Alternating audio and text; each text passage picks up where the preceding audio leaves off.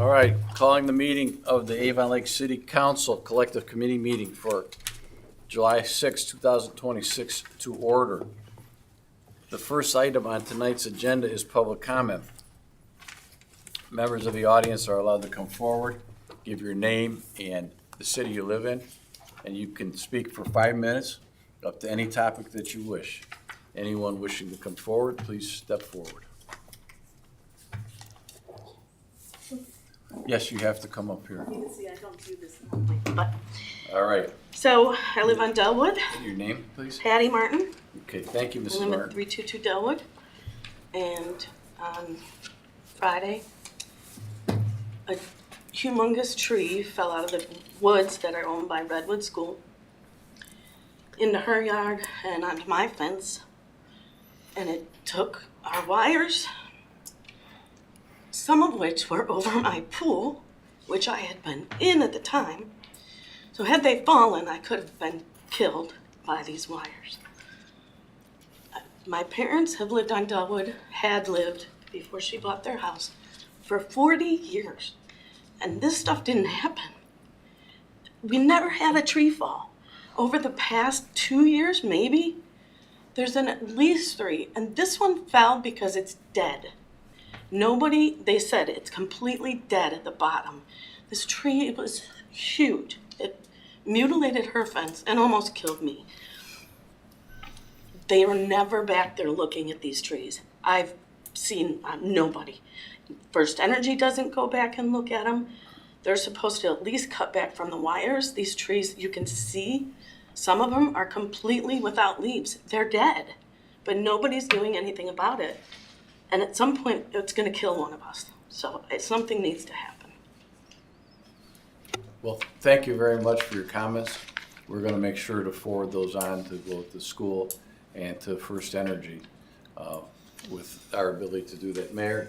Yeah, I just want to piggyback. I understand. I talked with Ned, Ned Glover. He's the facilities manager for the school. I talked to him this afternoon. He was on vacation when he called me back. He's going to make sure that they get a tree crew out there as soon as possible to take a look and walk that whole length of redwood where the lines are. So a little too late at this point, but certainly we want to prevent any potential further traffic. Yeah, like I said, it's not even a inconvenience anymore. It scared me. So I'm afraid it's going to kill someone. We have a lot of kids on the street. So they've been made aware they're going to handle it. All right. Thank you. Thank you. Thank you, Ms. Martin. Anyone else wishing to come forward? Mr. Bertorelli, welcome. My name is Henry Bertorelli. I live on 298 Delwood. Similar situations to what the 2 previous speakers have spoken about. I worked for a utility in New York City called Con Edison for 37 years. I worked in electric, I worked in gas, I worked in all kinds of structures. We have dangling transformers from the trees in the back that these people are speaking about. There are overgrown bushes virtually on every tree. No one's cutting them. You can't even see the power lines anymore. They're completely covered. The ground is a marsh. It's a swamp. I mean, I don't even know how the trees are standing. They're standing in sponges. So their roots are just totally rotted. The crews that tried to come out to do the work, they were there for 33 hours this last power failure. I mean, this is routine. This goes out every 4 days, every 5 days. It's that. And it wasn't wind related. There was no storm. There was no weather. It was hot. That's all it was.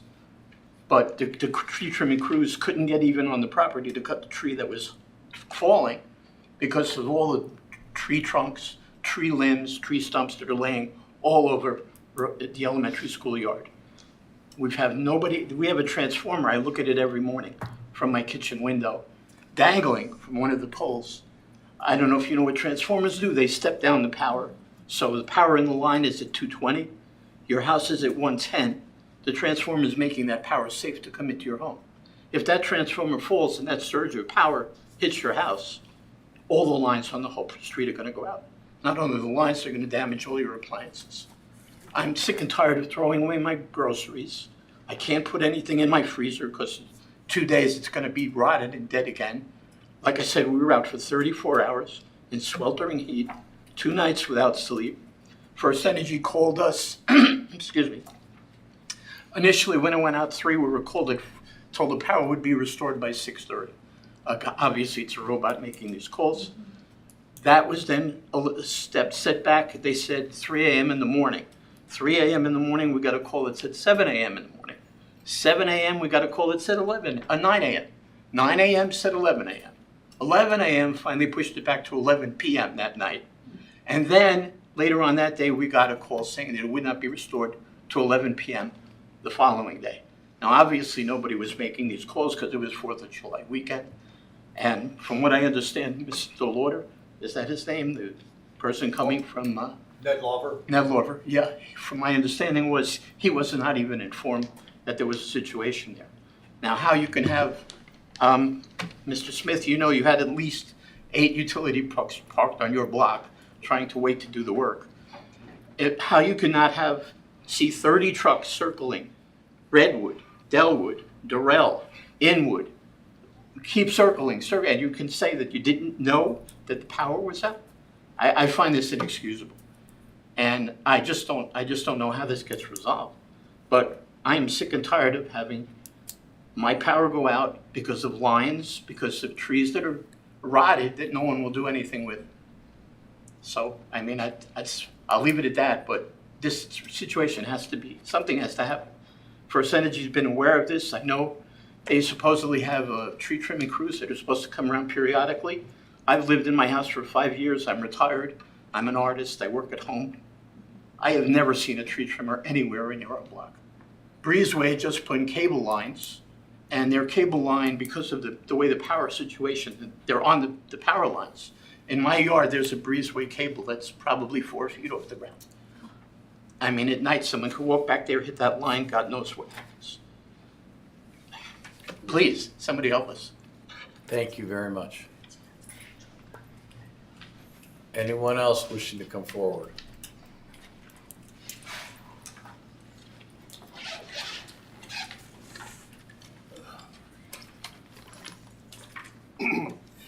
Alex Wicker, Avon Lake. Good evening, Mayor and Council members. Last week, I stood before Public Safety Committee to raise concerns over flock cameras being present in Avon Lake and how such presence puts our city at risk while costing us valuable tax dollars.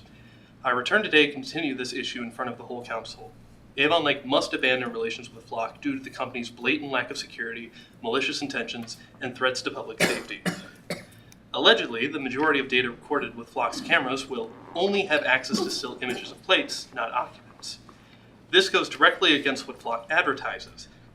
Flock explicitly sells Freeform, an AI-powered natural language search engine that searches both video and license plate reader data, including searching for people by description. Even without naming someone, type what you know people search is a major surveillance jump.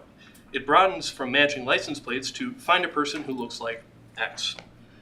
Do we know if this Freeform style of person description search is banned in Avon Lake?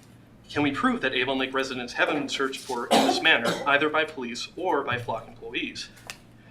Flock possesses the patent known as US 11416545B1, which prescribes a dynamic surveillance network that ingests unrelated video sources and makes them searchable by objects and attributes. That's the blueprint for a future where disparate cameras become one searchable database, including classifications of humans and their attributes. We've already welcomed Flock with open arms by signing multiple contracts with them. What is there to prohibit any move toward this form of tracking features? Flock has demonstrated numerous times in other cities that they're untrustworthy by circumventing contractual promises in city legislature. As Police Chief Robinson has informed me, Avon Lake has opted out of what's known as the National Lookup feature, which enables searching a full plate across cameras in other agencies which have chosen to opt in to said feature. Allegedly, this would mean Avon Lake will not share its Flock recorded data with other agencies, such as federal agencies, without proper procedure. However, in Mountain View, California, a city there released a city statement claiming that Flock enabled this setting without local permission or knowledge, enabling federal access to its cameras. This is the strongest rebuttal to "we control our settings."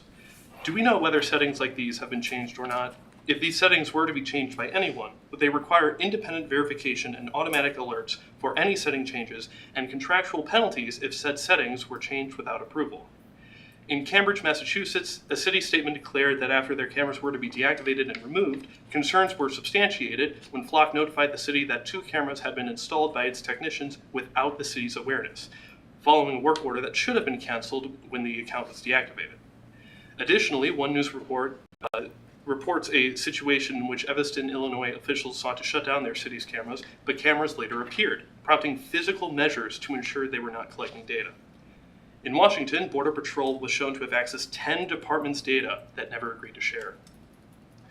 Flock prides itself on its safeguards and audits. As I've shared with the Public Safety Committee, these internal audits don't fix vendor-level flaws. 22 confirmed vulnerabilities in federal cybersecurity database. A camera can be taken over in 30 seconds. Condor cameras found online without passwords. Live footage viewable by anyone.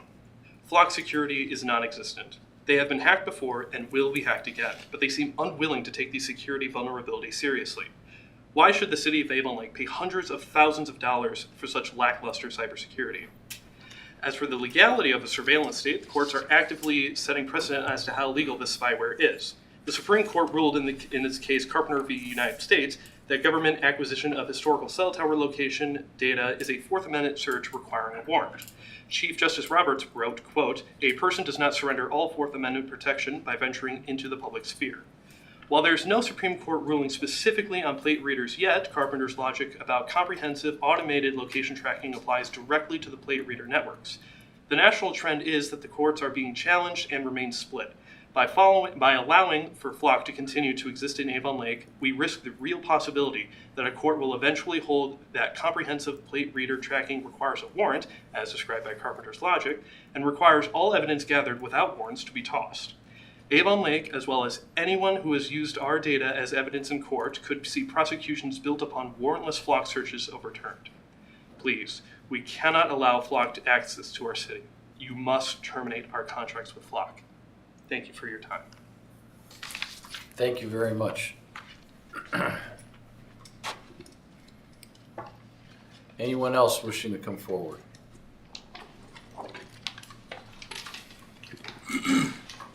Hello, Joe Harder, live in the city of Avon Lake. I'm also the union president of Local 1361. Thanks for having me.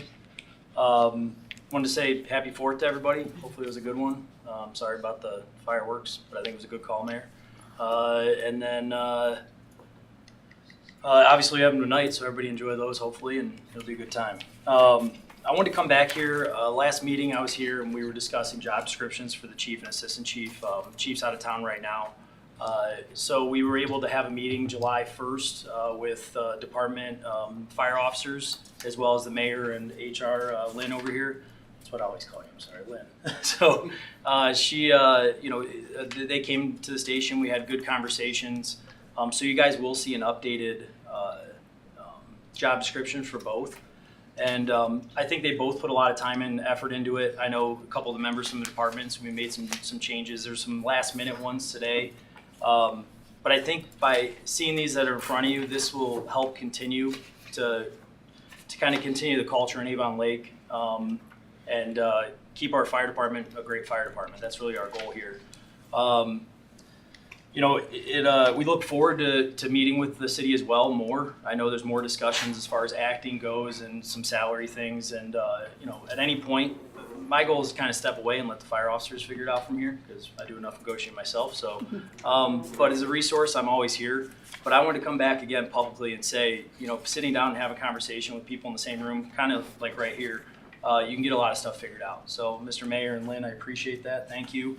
As always, I thank the guys that are working behind me. They do a great job, and thanks for the support. We appreciate it. Thank you.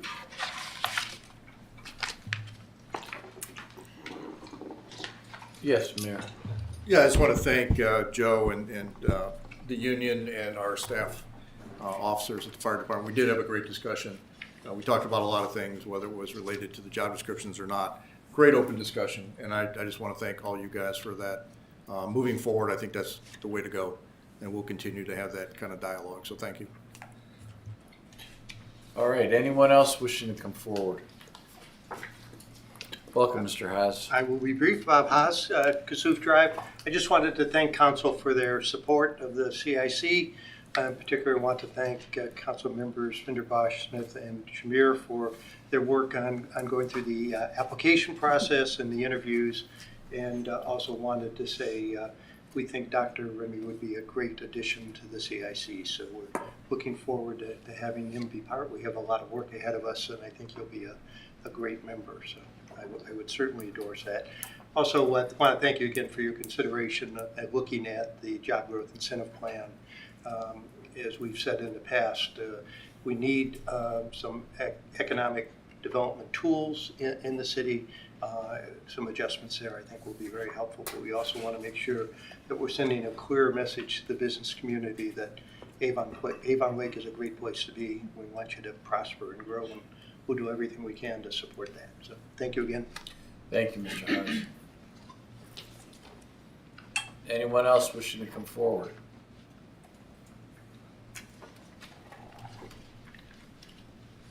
Good evening, Mr. Phillips. Welcome. Good evening. Gerald Phillips, Avon Lake, 20-year resident, an attorney, and also a CPA.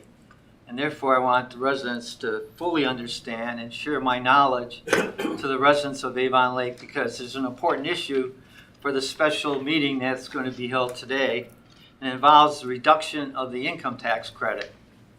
Under Ohio law, there's two types of taxation that can be imposed upon individuals for city income tax. One is an employment city income tax, which is where you live. And the second is where you reside. Now, where you reside, that municipality can give you a resident income tax credit.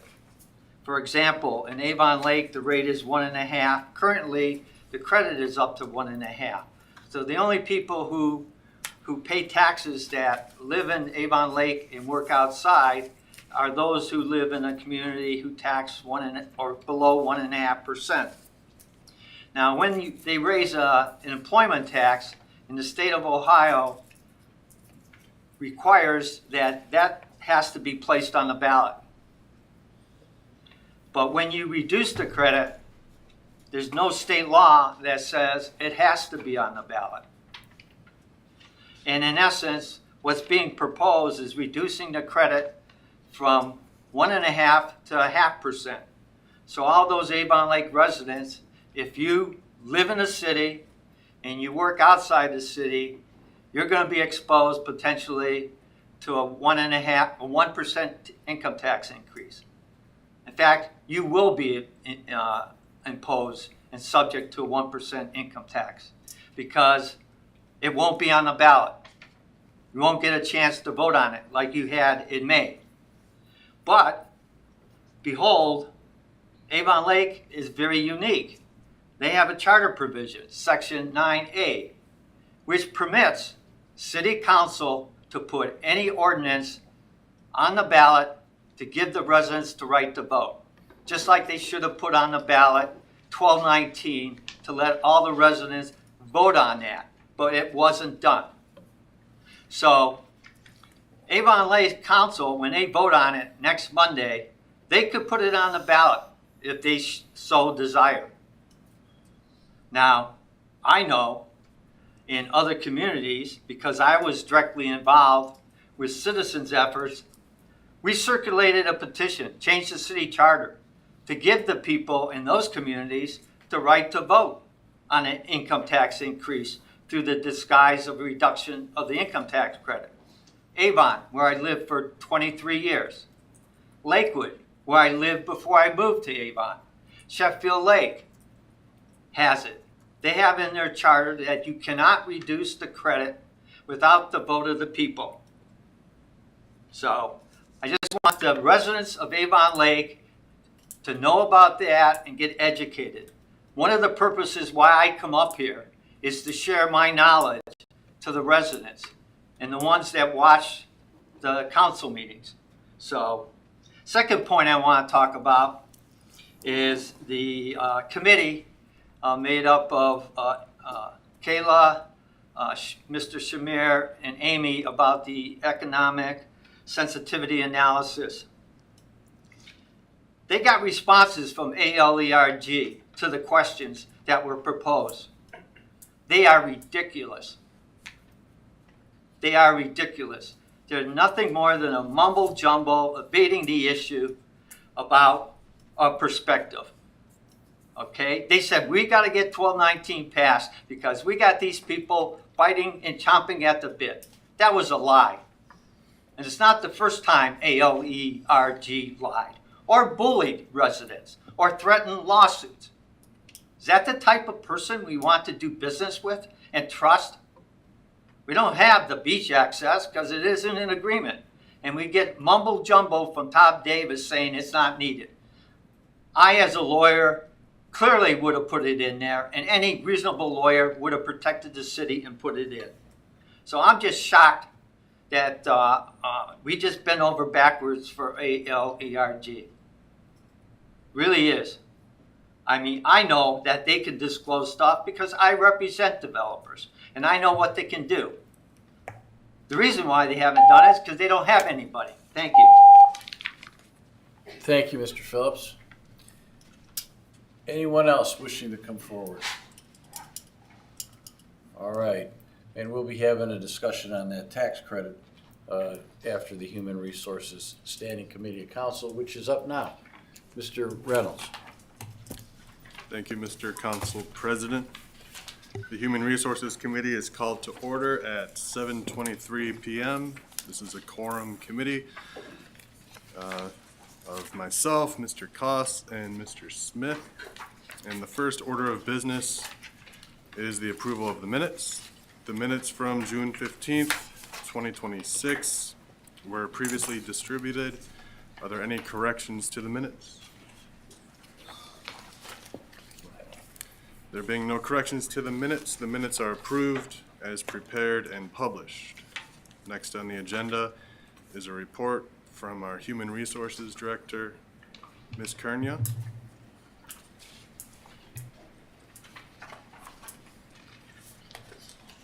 HR Lynn is also acceptable.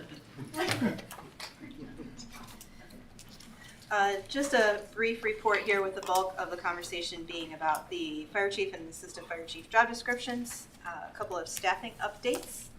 As you can see on the report, we have filled our last public works laborer position. The candidate has accepted, certified by the Civil Service Commission on Thursday, I believe, last week, and his first day will be July 13th. So we're excited that that position is now filled. We do have some upcoming positions to be filled due to retirement. The fire captain testing has been completed for that position, and we look forward to an assessment with our assessment provider in August. Likewise, captain being promoted will open a lieutenant position in the fire department. Testing is complete for that position, and an assessment will be held on August 29th for fire lieutenant. We also have a retirement in the police department, and sergeant testing is complete with an assessment scheduled for August 22nd. And we now have our city engineer actively working with us. Welcome, Stuart. Thank you. And we're looking forward to filling the engineering tech 1 role here in the near future now that Stuart is here. Moving on to the chief and assistant chief job descriptions, I'll reiterate what the mayor and Joe from the fire department had said. We did meet with fire officers, and Joe and acting chief Peter had a very collaborative conversation. We really appreciate that, and as always, I have nothing but respect for the fire department and all of the work that they do. I think they do a fantastic job. So looking forward to more collaborative conversation about the things that were brought up in that meeting. I believe that we all agree on the most recent versions of the fire chief and assistant fire chief job descriptions with a couple of revisions that were discussed in that fire officer meeting. Specifically, if you look at the most recent version, there were just a couple of tweaks under required certifications and licenses on the fire chief description. That's on page 2, and likewise on the assistant chief description, also on page 2. The officers requested that instead of requiring NFPA certified fire inspector certification, that we list the more general state of Ohio certified fire inspector. Although we understand that's the same level of certification, it broadens the range of certification required in the chief and assistant chief position. Likewise, the officers requested that we remove the blue card incident command requirement and instead keep the incident command systems training requirement, which is immediately above that requirement on page 2 in both descriptions. And we had conversations back and forth about the need to have a year of working experience at our own Avon Lake Fire Department. And we talked back and forth about the reasons for putting that under required versus preferred qualifications, and have listed that under required certifications and licenses, also on page 2 of both descriptions, with the added language that a year of experience working at the Avon Lake Fire Department is required unless no internal qualified candidates exist. And that language is specifically there to help ensure the mayor's objective and future objectives that we want to provide as much internal promotion opportunity in our fire department as possible.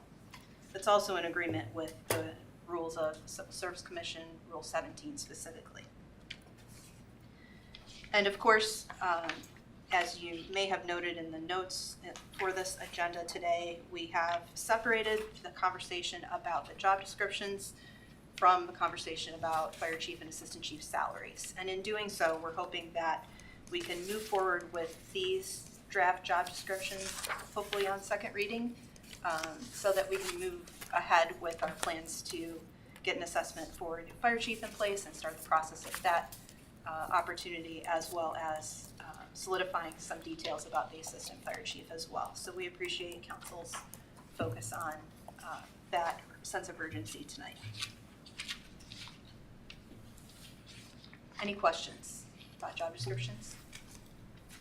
Mr. Smith? Yeah, the job descriptions that you handed out tonight, are they different? Is there changes from the ones that we had in our packet? And Yes. where are those specific changes? One specific change, so there's only one thing different from the ones that you had in your original packet, and that is that the 1 year of experience working at the City of Avon Lake Fire Department on page 2 is Right. moved from preferred qualifications to required certifications and licenses, and with the added language required unless no internal qualified candidates exist. And that's in both descriptions. Okay. Mrs. Fenderbosh? Does everybody have that? Okay. Mrs. Fenderbosh? Thank you very much, Chairman. I do have a question. As a former commercial interior designer that worked with NFPA all the time in our specification writings, what I am looking at by truthfully Googling it so I understand is that the Ohio Fire Code, it isn't based just on NFPA, but it is based on standards in addition to NFPA. Is that correct? Is that what the Ohio Fire Inspection Code, the difference is? That's my general understanding, but these gentlemen, I'm sure, could answer that much better than I. If you would please, Mr. Harder. Yeah. Thank you. If that's okay, Chairman. Yes. And the question was what? Okay, so my experience is with NFPA on all of the fabrics, the interiors, everything has to be, fire. So it was asked to remove that and in its place put in the Ohio Fire Code inspection, right? Yes. And so I just want to make sure I understand that the Ohio Fire Code takes that into consideration plus other things, correct? Yes, you were talking about the State of Ohio Certified Fire Yes, sir. Inspector? Yes, Yes, correct. yes, ma'am. So, yeah, to obtain that qualification here, like in Ohio, typically it's called the State of Ohio Fire Inspector. So I think this, technically, like what we call it in the state here for the inspectors in Ohio is covered under that State of Ohio. Okay, very good. NFPA Because my would experience is fall- old. Yes, and so there's different councils that get together and manage, fire code's one of them, and then you have your NFPA, there's ICC, I think Right. it is, and there's a couple other ones that fall, but that all falls under that category. Thank you for your No problem. explanation, I No appreciate problem. it. Yes. I just want you guys to be safe when you go into a building. Absolutely. Okay, thank you. I want the workers and the residents to be safe too. Mr. Koss? Yeah, thank you. Ms. Kernia, I have a question about your report. Who is the police officer that's retiring? I have to recall. Sergeant? This was from Fran Tibbetts' retirement. Thank Okay. you. So we have to fill the lieutenant position and a new sergeant And then position. new sergeant position, okay. Okay. And just a comment that I thought the two sides, the administration and the firefighters, were pretty far off last time we discussed, so I just want to give both sides credit for sitting down and working to bring this forward. So thank you, Mr. Harder, and your firefighters, and thank you to the administration for bringing this compromise and agreeable document to us. Appreciate it. Mr. Smith? Yeah, so my understanding is that with the changes to the job descriptions, that we're gonna bring that back to council for a second reading, and we're gonna suspend the rules? Yes. All right, I'll make that motion. Any other questions for HR Lynn? I got a motion out there to bring that, Are we doing thank that? you, I'll second. yeah, All right, all in favor? yes, Aye. Aye. all right, thank you.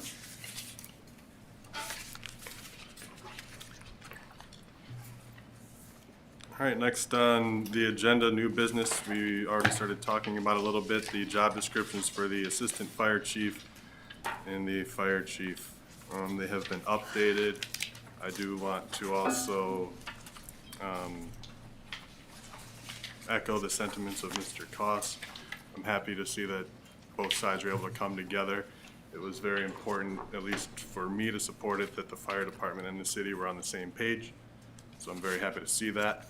The big change that came from today, as mentioned, was the one-year experience at the Avon Lake Fire Department. Maybe just to explain why I kind of see this as important. When you hire for these positions from within, that gives other people opportunities for growth within the department. Opportunity for growth is a way that you retain good talent. So if you want to recruit and retain talent, you want to, promote from within. So this gives other people opportunities too. So I'm happy to see that they were able to make that change. Does anybody else have any other questions or comments on the job description updates? No. All right, next on the agenda, this is not happy news. Our great finance director has offered her resignation. I would like to give her an opportunity to speak. Mrs. Crossy? Thank you, Councilman. So I would just like to express to Avon Lake that I have greatly appreciated the opportunity to serve here in Avon Lake for the past 19 months.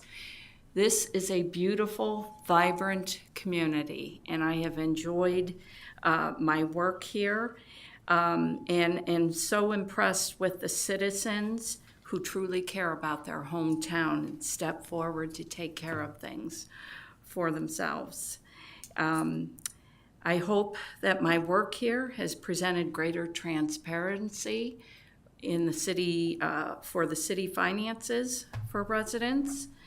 I am stepping back for personal reasons as of July 29th, but in the meantime, I would like to thank the mayor, council, department directors, my finance staff, and all fellow employees for the time that I have spent here, and will continue to help out over the next month while I wrap some things up and get the 2027 budget up and running. So, thank you.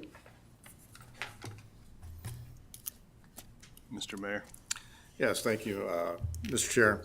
So we hired Beth back in December of '24. We did an exhaustive search and interview process, and she was clearly the best candidate that we had. And not only did her performance support that, but I think she exceeded all expectations. I was extremely impressed. She's a great communicator, gets along with everybody, despite having to be the bearer of bad news sometimes when she has to say there's no money for that. But we all understand that's her job. There was a significant amount of catching up to do, and she got up to speed very quickly and got everything in order. She also had to spearhead the income levy that we put on the ballot in May. It's no easy task asking for additional tax money, but she did a great job in providing the justification, rationale, and support for it. Also want to note she has received several awards for her work on financial audits in a very short period of time. They just keep coming in. In fact, if I get any more, I'll send them off to you. We've worked very closely on improving our budget process. I think it's better than it's ever been. And that's a testament to her work and her staff in being able to do that. And we've increased the transparency from the finance department as well.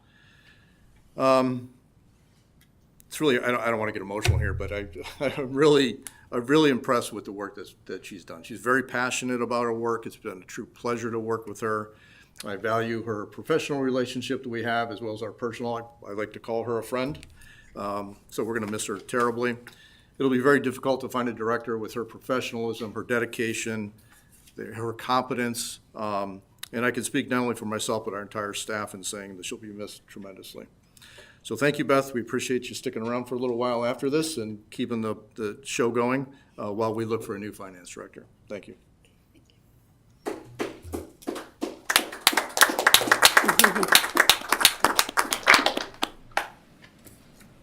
Mrs. Fenderbosh. Thank you, Chairman. I've thoroughly enjoyed getting to know you professionally and personally. I'm going to try to keep it together here.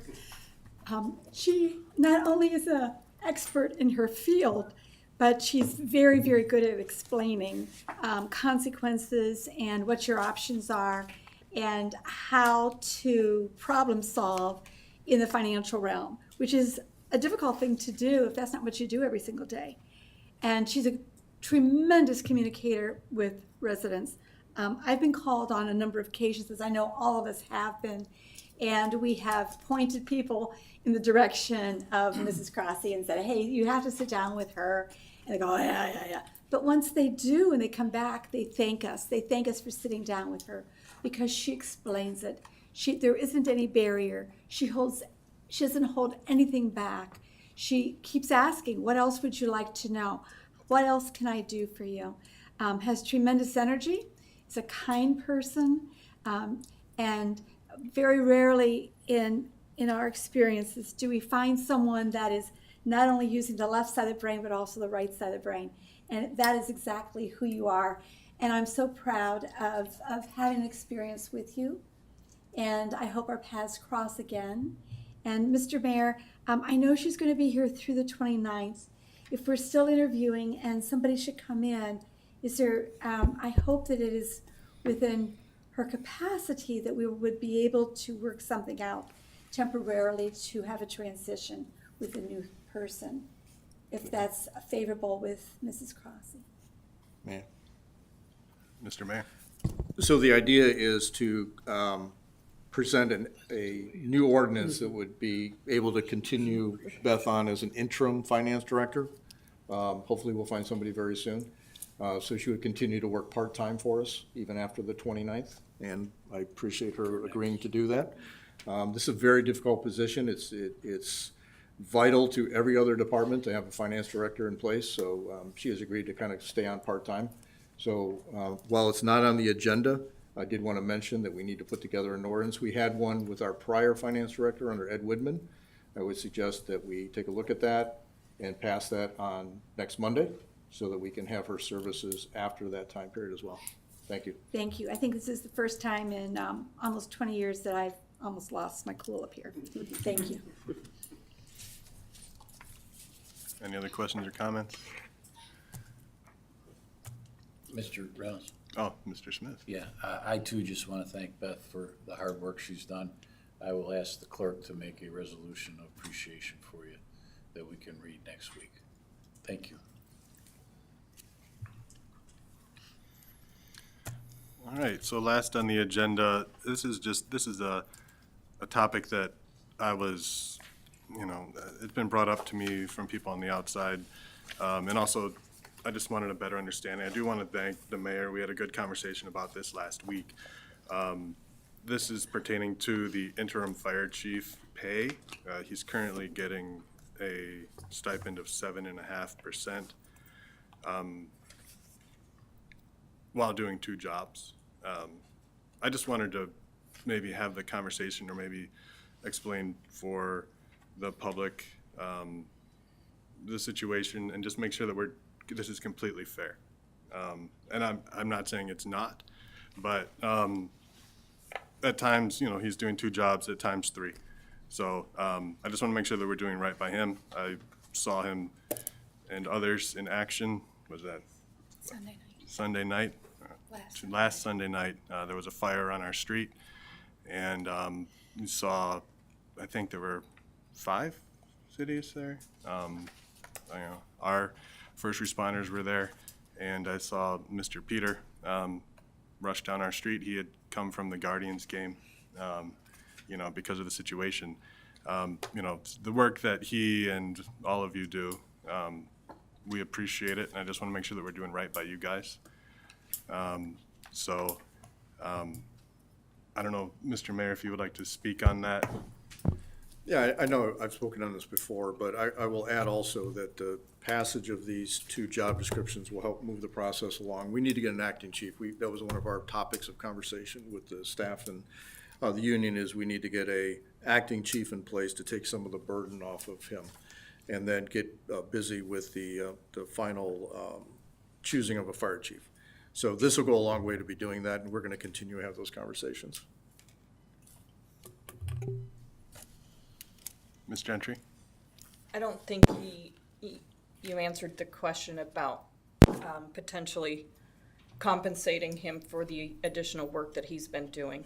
Is that something that we can feasibly address? Because he has been being acting chief for a very long time, and I don't think 7.5% is reasonable.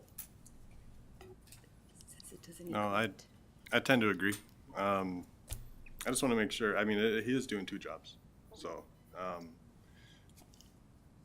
I'm not sure exactly how we can move forward with that.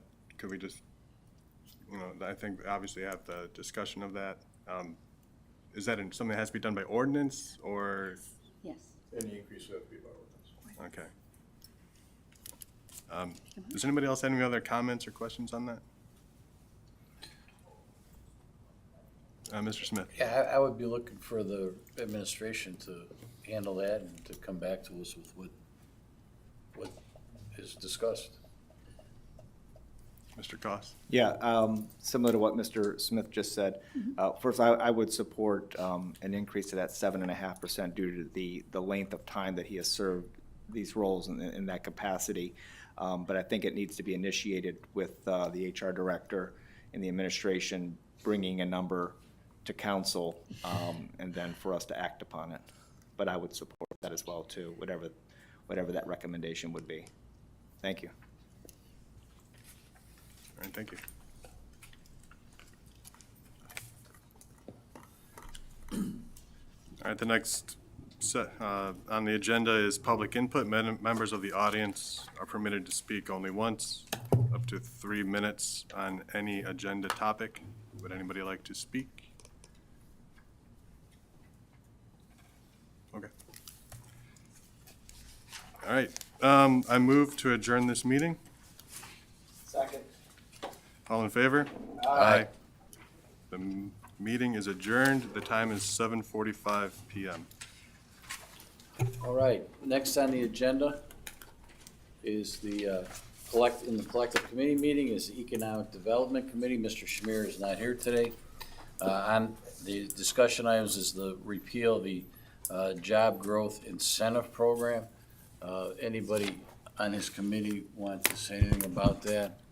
That's the Job Incentive and Growth Program is the one. Go ahead, Mayor. Well, I was going to say, Mr. Esborn's here if he wanted to speak to a couple of the items for the Economic Development Committee.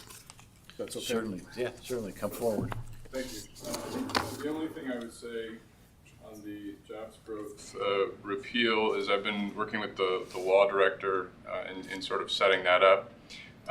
But something that I know Mr. Haas, the president of the CIC, has talked about is the need for messaging to the businesses around the repeal.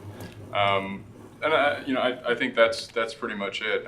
I'm in favor of repeal. I think I've spoken on it before, that it's sort of the cleanest way to not have to worry about, timing as we head towards the end of the year. But yeah, I think developing the messaging to businesses as it happens. And I think that's all I've got on it. What about, when do you think we'll have the newest program ready? Will we have something ready when we come back from break? Yeah. In fact, we've got if Councilman Shamir is able to tomorrow, we've got our economic development strategy meeting tomorrow, which we're sort of ready with new programs. So yeah, I think when we come back, we'll be ready. All right. So, Mr. Evers, yeah. I know Mr. Shamir gave a rough guideline as to some of the comments and recommendations for the new guidelines, and the administration's take a look at that. I know Ted's taking a look at that. So the idea would be after you come out from recess, we'll have something in place to actually submit to the council. Right, and the CIC will be involved in that as well. Absolutely, because I know Mr. Haas has really brought something forward at the last meeting concerning that. The CIC is meeting Wednesday. Yeah, that's this Wednesday. Yeah, Mrs. Goodwin. Is there a reason why it can't be repealed, just like period, and then we can work, or I'm sorry, but then CIC and economic development can work on whatever that program is? I'd hate to see it wait just for that. Go ahead.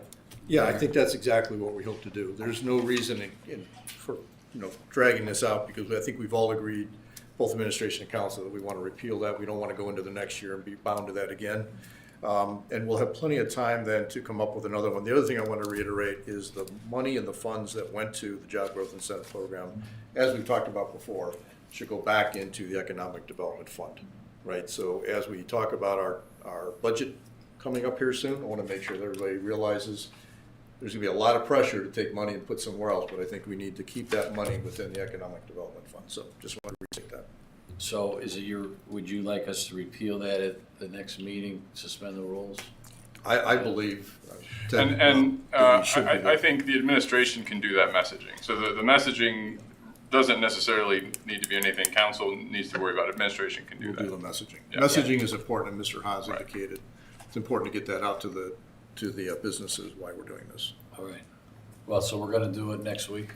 Yes, I've already talked to Valerie as far as pulling the past ordinances that we have adopted it and repeal them effective that date. Okay. Then we'll suspend the rule on that as well. Okay.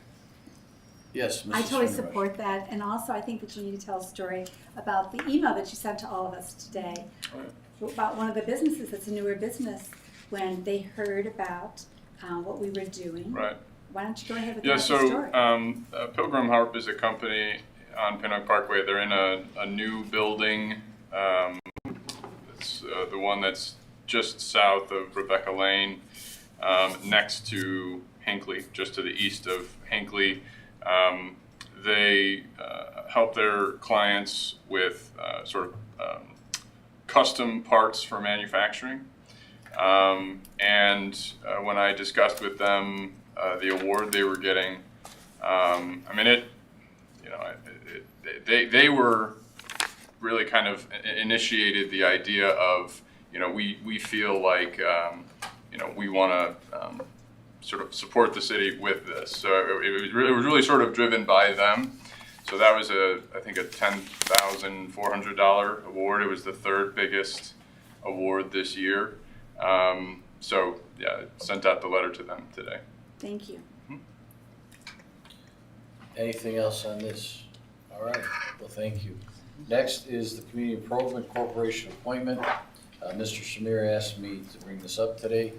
Dr. Ken Remy came and interviewed along with several other very, very qualified candidates and asked to be a part of the CIC. And council is going to go ahead and authorize that. Is that by motion? Yes. We'll do a motion then on the July 13th meeting, appointing Dr. Remy to the CIC.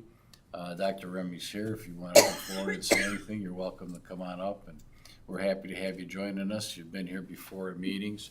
And if there's anything you would like to add, but we're happy he brings a plethora, I'll use, Yeah, right? brings a plethora of as would anyone who came before us, of knowledge and information that will be very helpful to the CIC. So thank you very much. They meet on Wednesday, and hopefully you're able to go. And while you're not an active member at this point, you'll be able to, I'm sure they'll let you participate. So thank you very much, Doctor. All right, anything else from economic development? All right, not seeing anything. Environmental Committee, Mrs. Goodwin. Thank you. I just wanted to give an update on the vacancies for the Environmental Advisory Board. We interviewed 5 really great candidates, and we'll be sending, or Ms. Rossmarin will be sending the letters out on Wednesday to fill those positions. And just because it's been a few weeks and we're about to go on recess, I just wanted to give an update on that. So that will be full hopefully by the end of the week. And we'll have a motion on that Yes. as well. Yep. All right, let me add that here.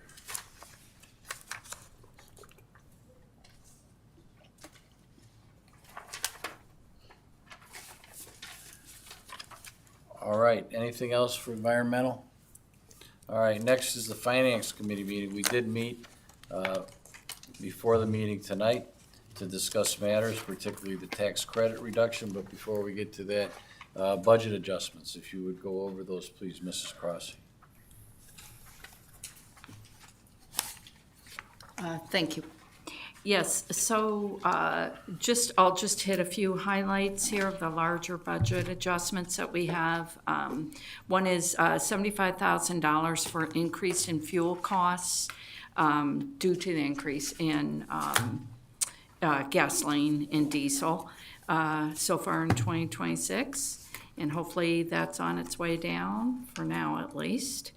And then Public Works, we see a couple budget adjustments for a new welder that is needed, and also replacement of a heavy diesel engine for $21,000. And the final adjustment is for the new bond payment that will be made in December, and that was for the Walker Road Phase 6 and Electric Boulevard Bridge bond that we took out. So there's an adjustment there for that first payment. Relative to the $21,000 for the diesel truck, are there any warranties or the like that would be applicable to that, for that diesel truck? The mayor did share that that is an older truck, so it would not be under warranty. And there's really no money to replace that truck, Mayor? No. Those are very expensive trucks. They run, 200,000 and up, depending on how they're outfitted, so fixing it is the best viable option. Do you know how old that particular truck is? I do not, I'm sorry, I do not know that particularly. Thank you. Anything else on the budget adjustments?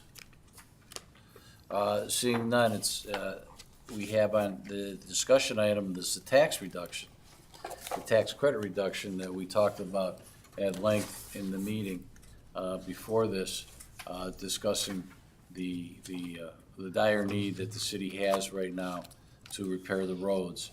And the roads are going to be basically 70% of the credit reduction, which is going to raise about $6 million to go toward the roads. I'd ask people to look at the PMG report that sets forth all the roads that are in need of repair. 30% though is going to go to leases that we have for various trucks in the police and fire, as well as money that's going to be needed to help keep our equipment and operating that's within Public Works, the police, and the fire. Relative to the roads, though, if the mayor would kind of go over his list of the roads that kind of jump to the top of his list, I'd appreciate it. Sure. The list is lengthy, but I'll kind of go over some block areas that need repair. And I'm going to start with the Surrey, Carriage, Woodstock, Redwood area off of Avon Belden. Surrey Lane in particular, that's a complete rehabilitation of a roadway, which is going to run about $1.2 million in and of itself. Britannia Estates, there's a lot of work that needs to be done in Britannia Estates. And the reason I mention these streets are, if you only drive our main roads, you'd probably say, oh, roads aren't too bad, I'm not sure why we need all this money. But if you drive some of our back roads, you'll get a very good indication of why we need the money. And not only for the rehabilitation of the streets I'm talking about now, but just maintaining what we currently have so they don't devolve into the condition of some of these roads. The landings, including Armor, the West Winds, we've done a lot of work in the West Winds, repairing roadways so that they can have a longer life, but there's still some very serious needs back in the West Winds. The Delwood, Inwood, Berkshire area. Delwood was brought up recently about the power outages, but they recently had water line replacements, and those roads back in there are pretty bad shape. And nearby there is Timber Lane and Tanglewood. Those areas need some serious work.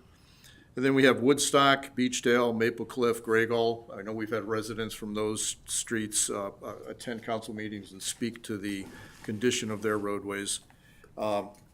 Avondale is just a mess. It's probably our worst road overall, but there's also very little traffic compared to what it could be, and there's a couple residents that still have to put up with that. And then I'll go to some of our main roads as well. Electric Boulevard has not had a rehabilitation in quite a long time, and it's seeing its wear, and there's certain sections of that need to be completely redone. We have various phases of Walker to finish up. You know, the ones we've done recently are in great shape, but we have others to do. Krebs has some areas as a somewhat main thoroughfare that needs be some work done. And even Avon Belden has some sections that have to be redone. So again, that's a pretty quick list. The actual list of individual streets is much longer, but I wanted to make sure that people knew there are streets out there. I encourage you to drive down some of these streets, take a look at them. I know the council president mentioned Quail Hollow, Marbrook's another one, where we have sections that are just deteriorating and have to have things done. Legacy off of Jaycox needs some work as well. We've heard about that one quite a bit. Even that little section, just to give you an example, if you look at Legacy off of Jaycox, there's probably 150 feet, Jennifer, I don't know, that need to be replaced. We've estimated that cost for that replacement about $150,000 to $175,000 just for the concrete coming off of that. So again, these costs are not getting cheaper.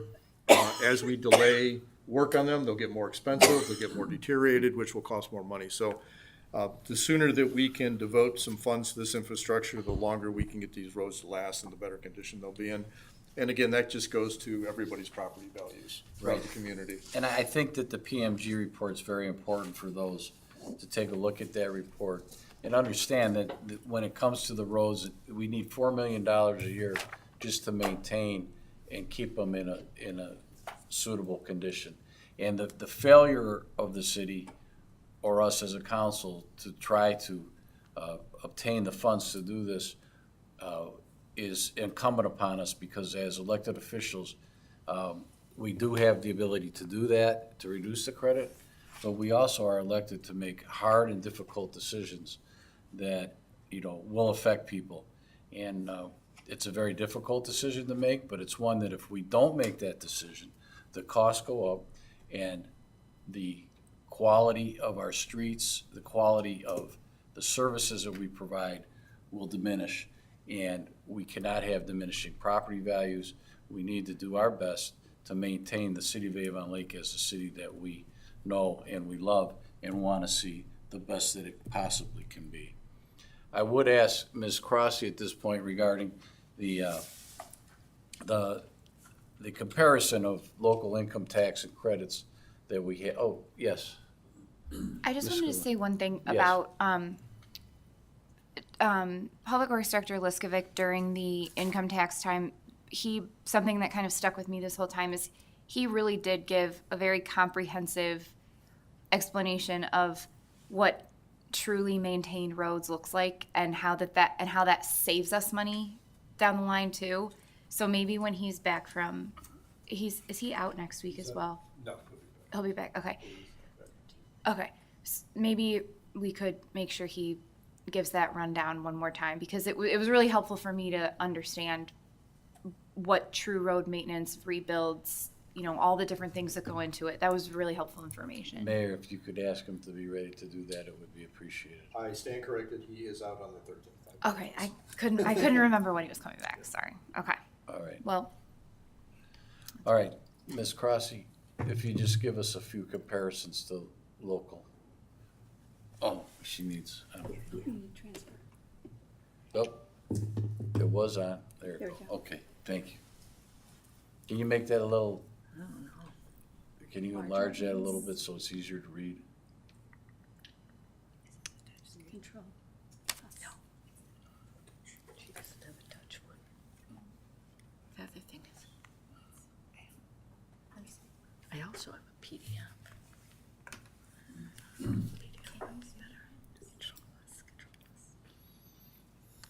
That's why I do it. Control plus.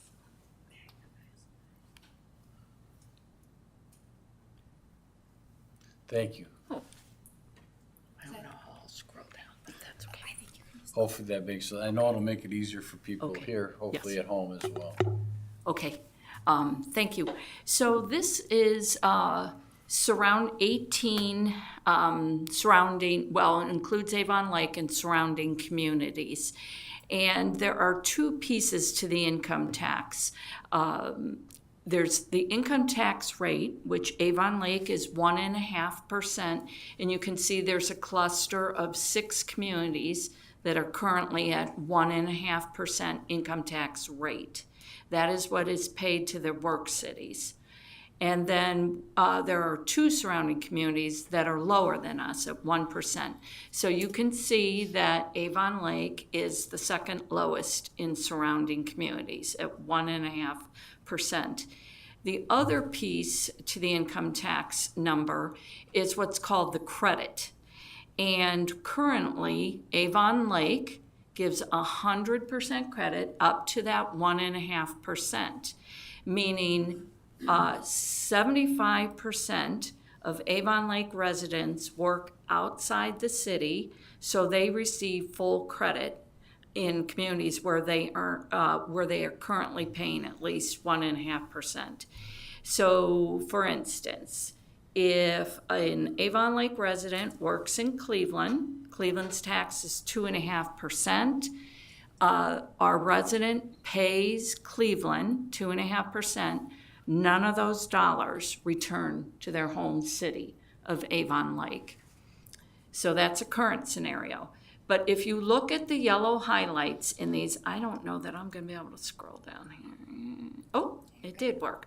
All the yellow highlights, which are nine of the cities, have less than full credit. So for over 30 years, Avon Lake has thankfully been able to offer 100% credit, but other cities have offered less than full credit, meaning their residents contribute to their workplace, but they also make a contribution to their home city.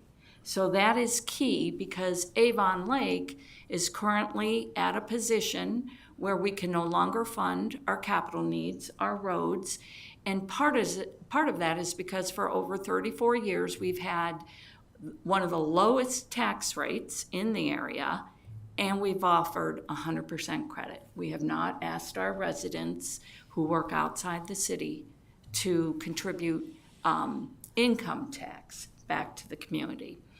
So just so you can see some of these other folks down near the bottom here, we have Lorraine we have 3 surrounding communities at 2.5%, 2.25%.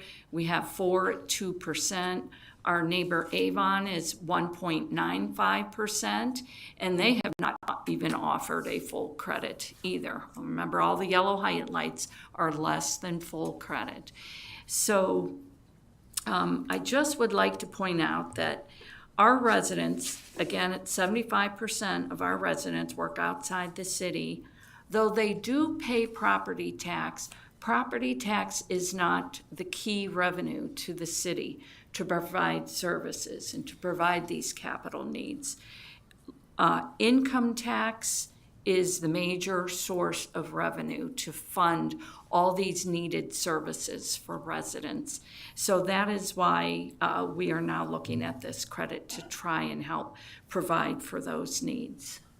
Thank you. Before I give it to other council members for their comments on this, I would ask one question. If you could explain to those here and on TV what our current financial situation is, particularly in light of our reserve? Yes.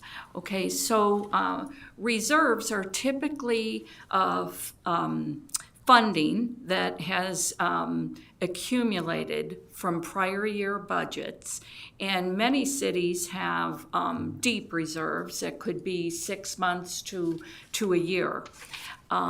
For the city of Avon Lake, we entered 2026 with a reserve fund of $3 million. Now, general fund typically expends $2 million at this point in time per month for operating needs, our public safety needs, public works, parks, that type of thing. And we've also tried to pay for capital needs out of that, and that is no longer working. If we have $3 million, that's a month and a half of reserves, which is not much. Again, many cities have 6 months to a year in reserves. Our capital fund, we have very little, almost $0 in reserves, and we've not been able to add new funds to our capital fund in going into our third year now. So that is why we're trying to come up with these funds to help fix roads and provide vehicles and equipment and stormwater needs for the city. And as discussed in the Finance Committee meeting earlier, what is our current status of RETA collections for the month? Yes, so RETA collections are down just about 6% year-to-date through the July 1st distribution. Part of that is due to lower employer withholding tax here in the city. Part of it is due to net profits returns, although when I looked at our top 300 taxpayers, a good number of those net profits are because they have not been filed yet this year. So there is the opportunity to still get that tax collection rate back up. So, all right, thank you. Mr. Kaz. Thank you. There we go. Thank you, Mr. Council President. I'm going to say some comments tonight, and then I'm going to speak a great deal to this, much more next week at the meeting. But some things I do want to make sure that I address again tonight. But prior to my statements, could I ask Ms. Crossy to discuss the economic development component to this that she's done in the past, where you've talked about how economic development in and of itself, or how that is not the equivalent of the reduction of the income tax credit, and can you just talk to that a little bit? Sure, thank you, Councilman. So, and actually, Councilwoman Goodwin actually referred to this a little bit in her presentation that you'll be sharing as well again, or I'm not sure. But yes, but if we go with, so what we're trying to do is we're saying that this reduction in the credit would bring in about $6.1 million, which would help fund these capital needs. If we were to look at only economic development to bring in $6.1 million, that would mean we would need to generate $440 million in payroll throughout the city, or a combination, or net profits, or a combination of both, employment and net profits of $440 million. Now, if you times 1.5% tax rate is the $6.1 million, but if you divide that $440 million by an average salary of, say, between $100,000, we would need to bring in approximately anywhere between 4,000 to 8,000 jobs into the city. So to simply do that based on economic development only is not an economic reality. Pairing both of them could certainly help, but one can see to generate the dollars that are needed for our roads and capital needs to rely solely on economic development could not work. Anything further, Mr. Cos? I do, but I don't know if Mrs. ahead. Goodwin had Ms. a question on that. I would defer to her Mrs. and then come back to me. Yeah, I think that economic development might not be the right term for that. I think that's jobs. I think that's job growth. In my mind, economic development and that's generating multiple revenue streams for the city. That's not just jobs. And one example that sticks in my brain is Public Works was able to generate revenue by selling off old equipment. That's a revenue stream. That's economic development. They're always going to have old equipment. They're always going to have, byproduct of something. There's always things like that I think that's what an economic development strategy would provide. And I wholeheartedly support that is something that still needs to be completed just outright, because I feel very strongly that if we're not working towards something together, then we're just pulling a bunch of different things to make money or whatever. It kind of feels like a big pot of spaghetti. And so I would just, I don't want to say argue, but I would say that job growth is one thing. Bringing in that kind of income is that is a portion that we know is not going to give us enough of a revenue stream to offset this. That we know that. That's just period. Economic development strategy is way bigger than that. That's a little part of the story. And so I just think that needs to be explicitly clear. All right. Yep. Mr. Cos? Yeah, I appreciate that. Thank you, Mrs. Goodwin. So back to the tax income tax reduction, the rate here, and I've said this before, and I'll say it tonight, and I'll say it next week. This vote impacts me personally. It impacts my household. It impacts my wife, my son. We all work outside the city. In Cleveland at 2.5, at Rocky River at 2.0. So this impacts the people that are closest to me, and I understand that, and me personally. This impacts my friends. This impacts my neighbors. So I am fully aware of the impact that this will have on the people that I care about the most in this community. And to Mr. Smith's point, these are tough votes. These are real tough votes. And as elected officials, we have to take these votes and have to make these considerations on what we feel in our core as the best thing for the city. And when I vote yes on this in a week, it is going to be because I cannot let our city fall further behind in our infrastructure upkeep. And people may say, well, how did we get to this point with the infrastructure upkeep? And we're looking at it. We have a low income tax rate, one of the lowest in the region, with 100% tax credit, which has been in place since 1968, I believe.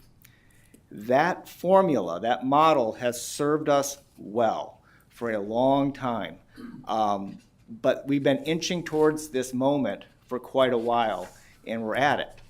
And delay on this is going to put us further behind. As anyone knows, with home repairs or car repairs, the longer you put something off, the more expensive it's going to be. So in my belief, this is the time for action. We know we have the data on the roads. We have the report that's been cited by the council president that is available for public view. We know the situation that we're in with our infrastructure. And I feel it is my responsibility as a council person to do what I feel is the responsible thing and to take action, even if it's at a detriment to my family and my household and my friends as well too, and do what is right for the people of Avon Lake. And I think that is where I am at on this. And it's not just the roads, which we've talked about, but it's also the 30% of the other items. And Mr. Smith listed off a number of them, but there was one very important one that he didn't mention. He just forgot to mention it, and that is stormwater.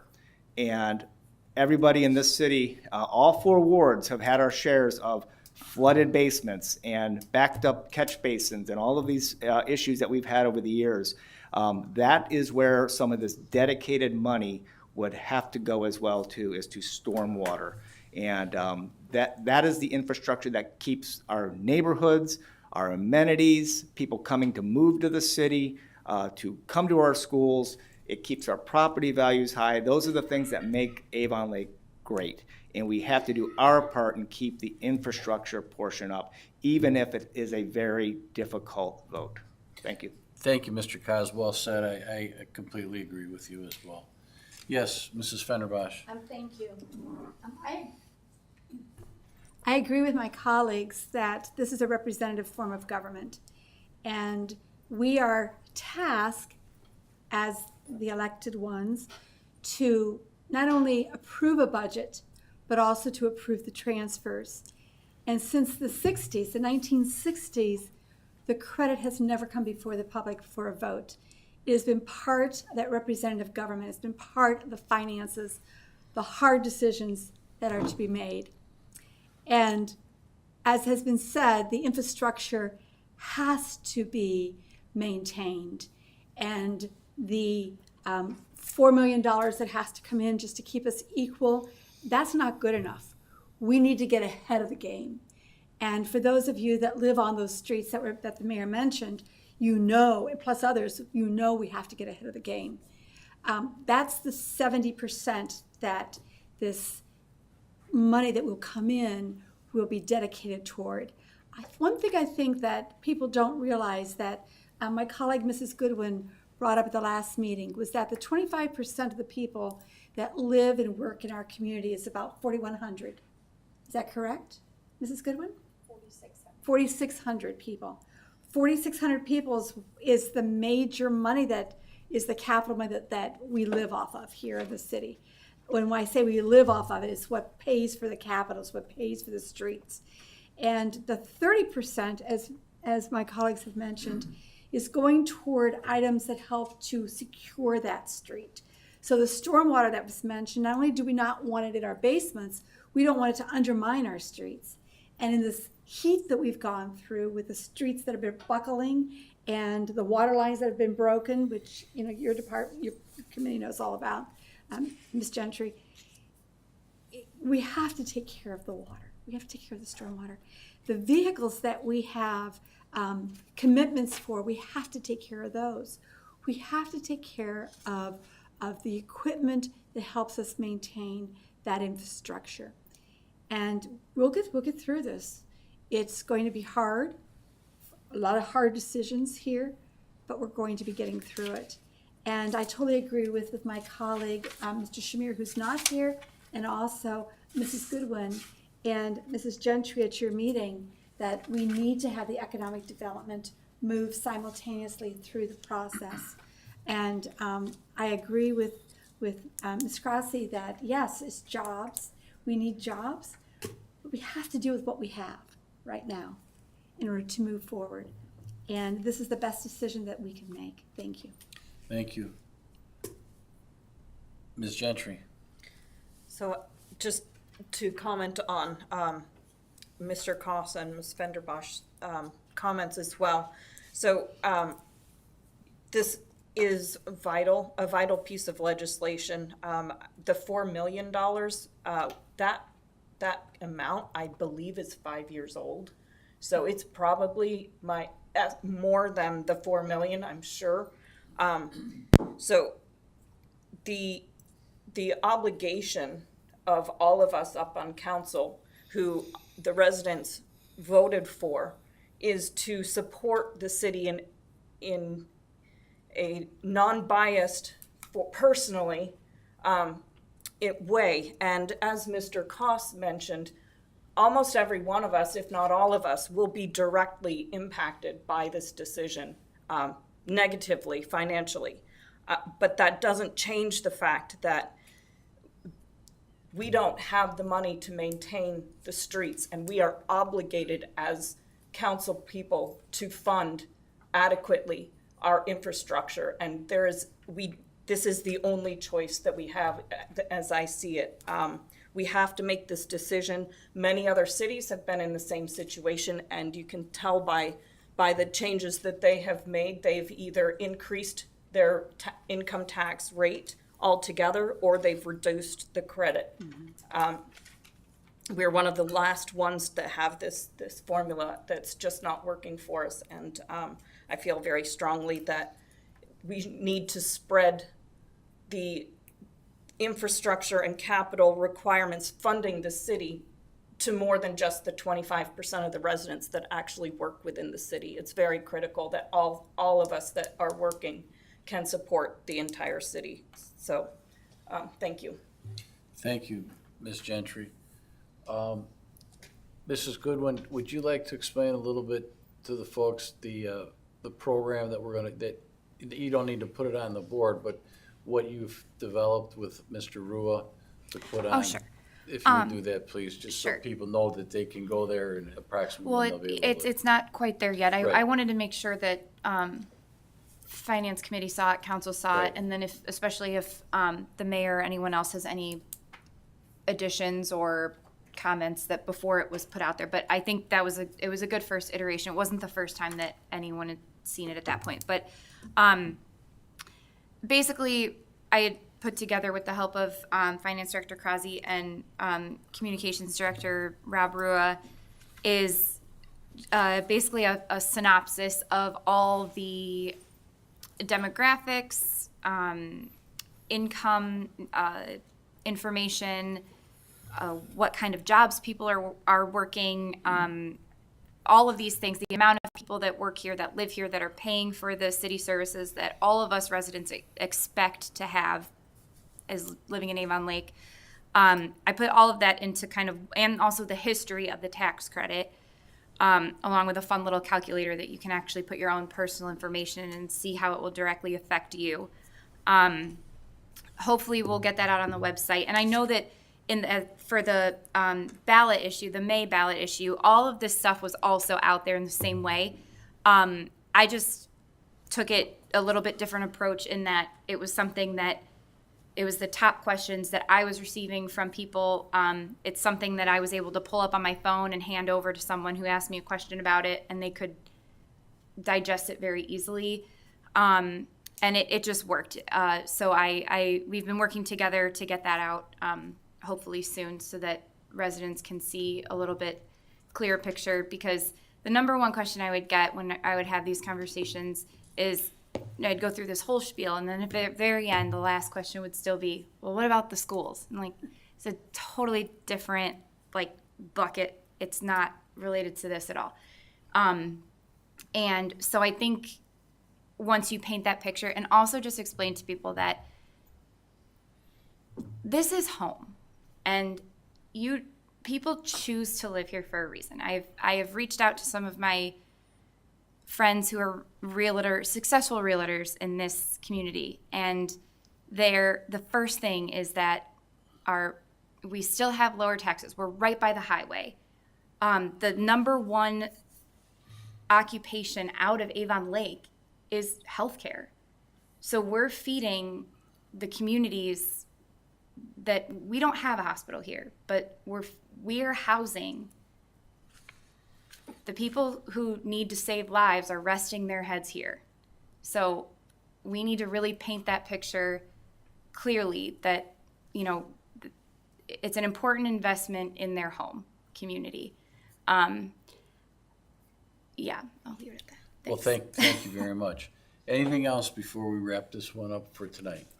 We do have a second reading on the ordinance tonight and a special meeting that will follow directly after this meeting. Next up is Human Resources, Mr. Reynolds. Thank you, Mr. Council President. We have a Civil Service Commission appointment. Mr. Mayor, would you like to speak on that, please? I'd be happy to. John Palenko, who was the chair of the Civil Service Commission, recently resigned. He had served his full term and stuck around for a little bit while longer. So due to the open position, we conducted interviews after advertising the position and had very good folks that put their names in and very well respected and came across extremely well during the interview. But Patricia Tukarsik came out on top, and or Pat. And Pat actually has a little bit of history here in Avon Lake. She was appointed by this council to serve on a committee prior to that had to do with looking at the salaries of the mayor and the council. So did an excellent job with that committee, and she has an extensive human resources background. And one of the things that we look at the makeup of our Civil Service Commission is we have a public safety official on there who has extensive experience with collective bargaining. We have an attorney on there. What we did not have was HR experience. So this fits in here extremely well. She's got, Pat, I'm going to make sure I get this right, 1998 or so, you started in the human resources area, and so extensive experience. I think she's going to bring it well. We had a great discussion and interview, and I thank her for that. So I'm offering her up as my candidate to fill the civil service position. So we'll have a motion on that. We'll have a motion, I've added that as well, to put you on the Civil Service Commission. Any questions on that, anyone?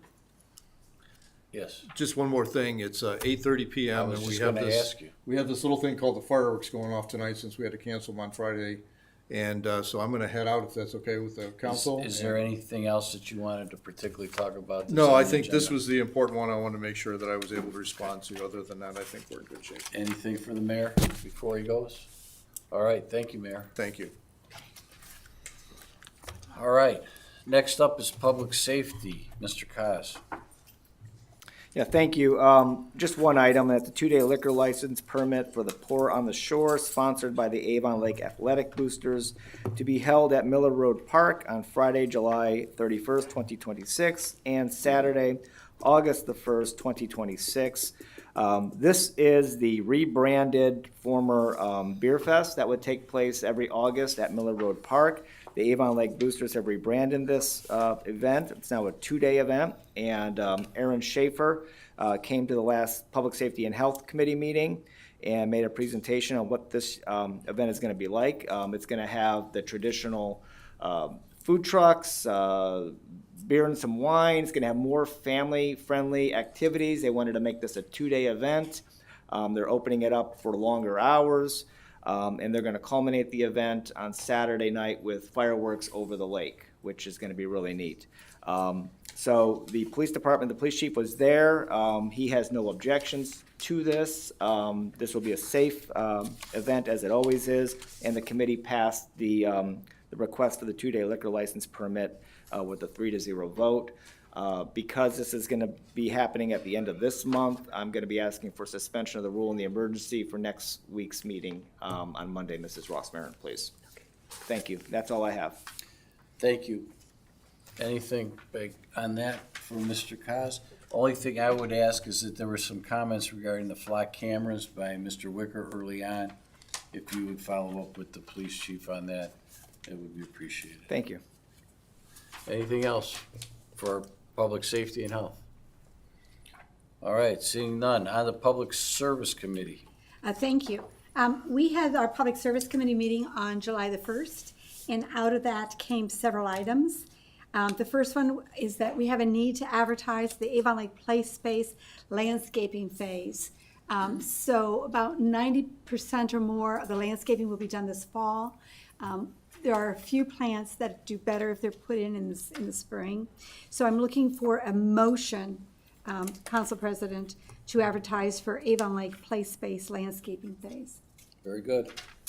The next one, again, I'm looking for a motion to advertise for the resurfacing of the safety center If anybody's been out there, or the public parks, it looks like the craters on the moon.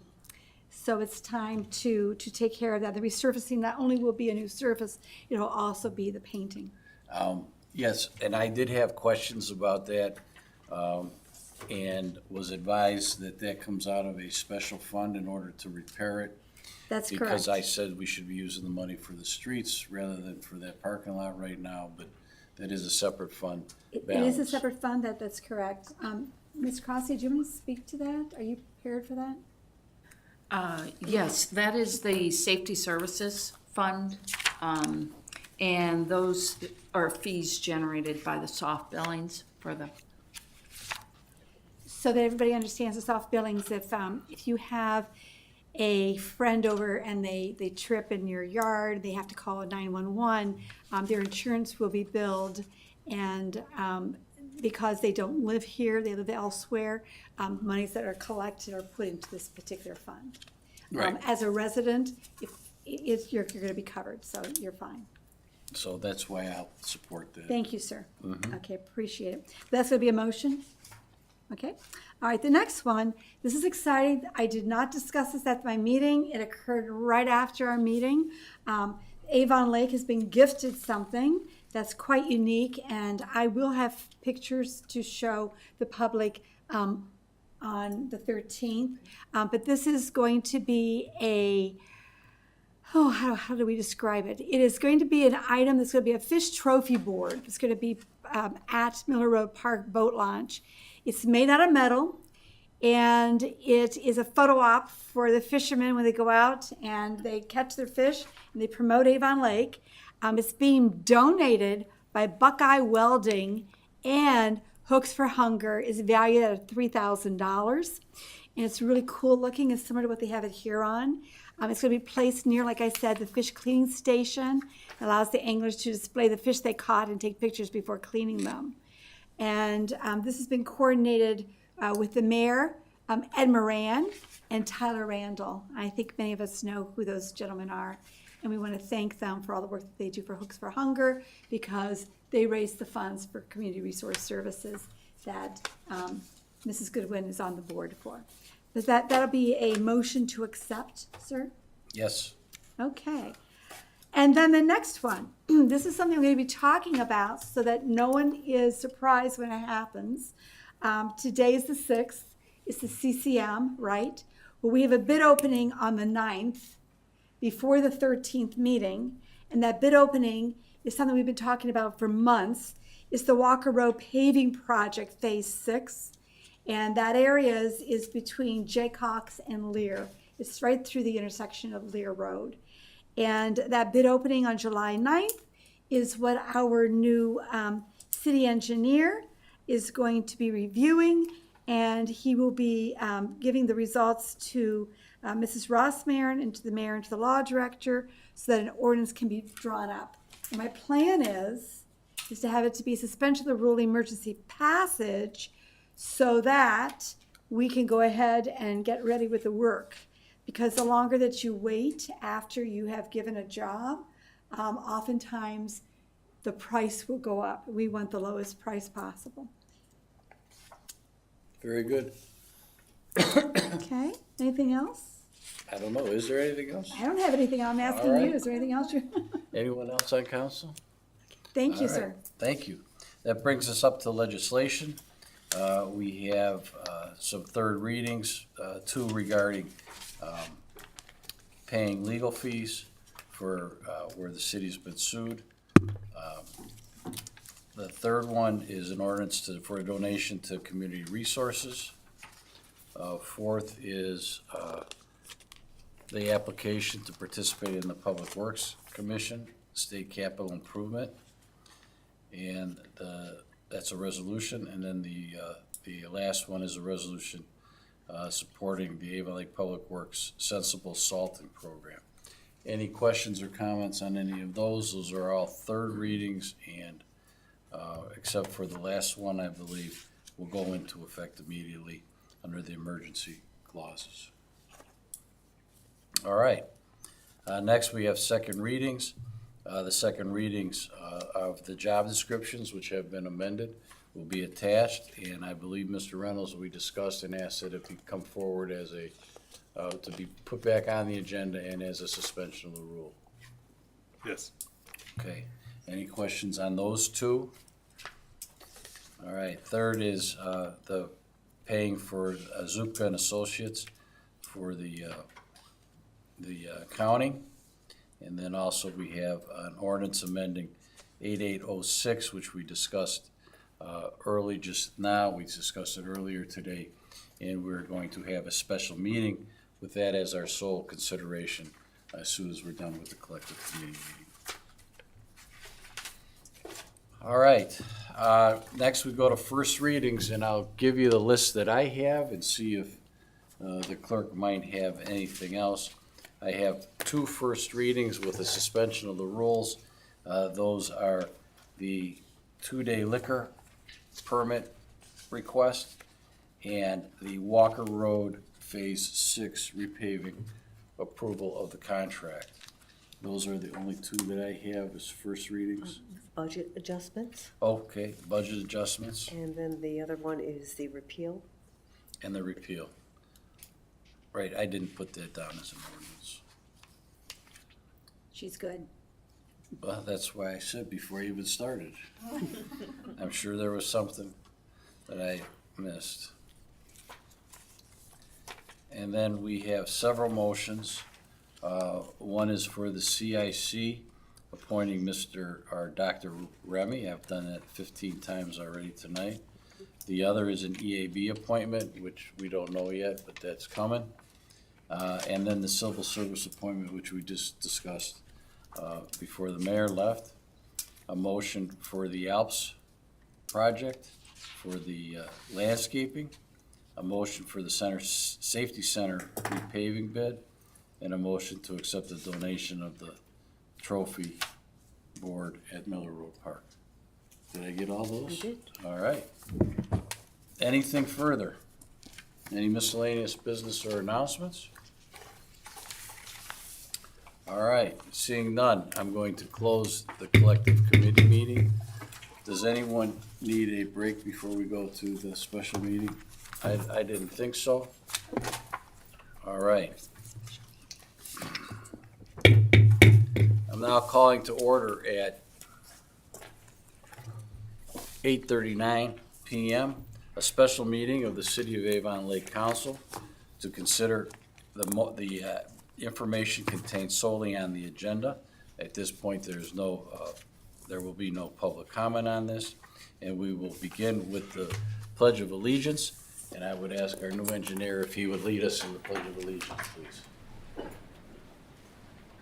Pledge allegiance to the flag of the United States of America and to the republic for which it stands, one nation, under God, indivisible, with liberty and justice for all. Thank you very much, and welcome.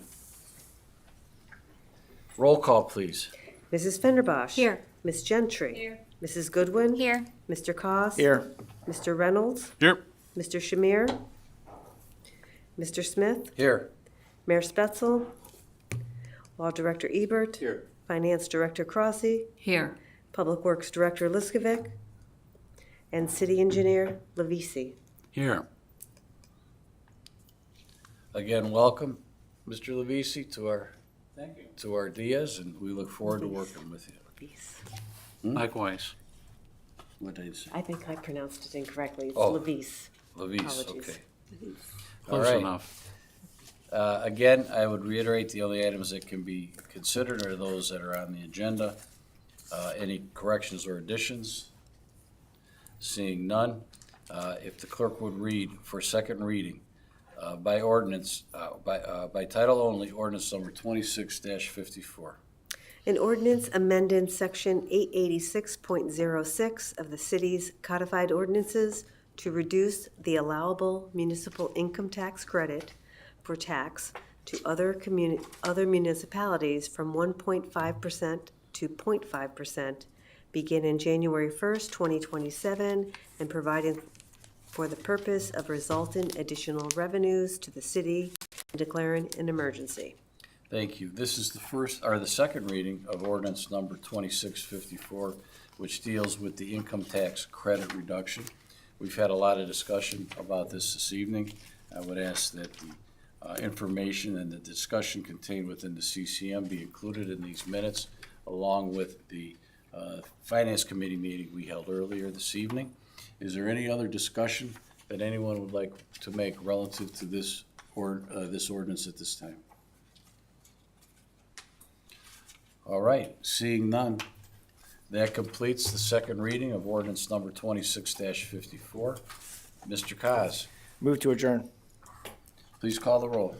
Ms. Gentry? Yes. Mrs. Goodwin? Yes. Mr. Cos? Yes. Mr. Reynolds? Yes. Mr. Smith? Yes, Mrs. Fenderbosh? Yes. thank you. That concludes our special meeting. Have a good evening, everyone, and if you're going to the fireworks, enjoy them. Thank you.